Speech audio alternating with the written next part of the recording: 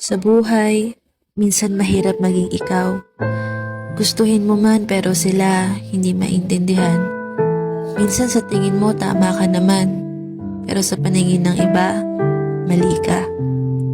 Walang ginawang tama, walang mapatunayan.